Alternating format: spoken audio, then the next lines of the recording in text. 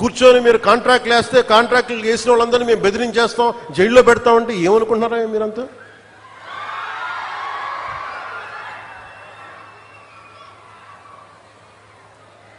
మేమేం మాటలా గుర్తుపెట్టుకోండి. అలా బెదిరించే సమూహం ఎవరైనా సరే, అలా బెదిరించే సమూహం ఎవరైనా సరే, మిగతా వారి గురించి నాకు తెలియదు. పవన్ కళ్యాణ్కి అధికారం ఉన్నా అధికారం లేకపోయినా పవన్ కళ్యాణ్ ఎప్పుడు పవన్ కళ్యాణ్ లాగే ఉంటాడు. భయపడ్డం చాలా, ఇంట్లోంచి బయటకు వచ్చేటప్పుడు తిరిగి వెళ్తాం లేదు అని డిసైడ్ అయ్యే వస్తాం. అందువల్ల మీ ఆకు రౌడీలు కానీ అలాగే చెప్తున్నారు. ఏదైనా మాట్లాడితే అధికారులు కూడా భయపడుతున్నారు. ఎందుకు భయపడుతున్నారంటే చెవుల్లో చెప్తారు, అదే సార్ వాళ్ళ వెనక చాలా మంది రౌడీలు ఉంటారండి, కిరాయి హంతకులు ఉంటారంటే, మీకు కరెక్ట్గా యోగి ఆదిత్యనాథ్ లాంటి ట్రీట్మెంట్ కనుక ఒక్కొక్కడికి ఇస్తే,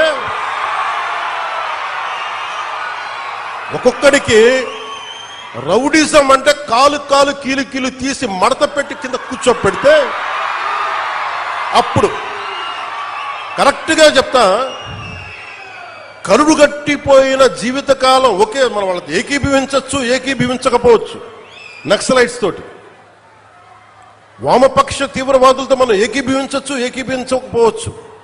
అలాంటి బలమైన ఆర్గనైజేషన్నే కకావికలం అయిపోయిన పరిస్థితుల్లో ఉంటే ప్రభుత్వం తలుచుకుంటే, అలాంటిది ఇన్ని లక్షల మంది పోలీసుండి, ఇన్ని వందల మంది ఐపీఎస్లుండి, 1000-2000 ఉన్న డిఎస్పీలుండి, అలాంటి కిరాయి గ్యాంగుల్ని మెయింటైన్ చేసే వ్యక్తుల మీద 2 రోజులు 48 గంటలు మీ చుట్టుపక్కల ఎవరున్నారు, వాడి పేరేంటి అన్ని కనుక్కొని ఒక పొలిటికల్ నిర్ణయం తీసుకుంటే మళ్ళీ ఎప్పుడు ఇలాంటి మాటలు రారు. మీరు అక్కడి దాకా తీసుకెళ్ళకండి.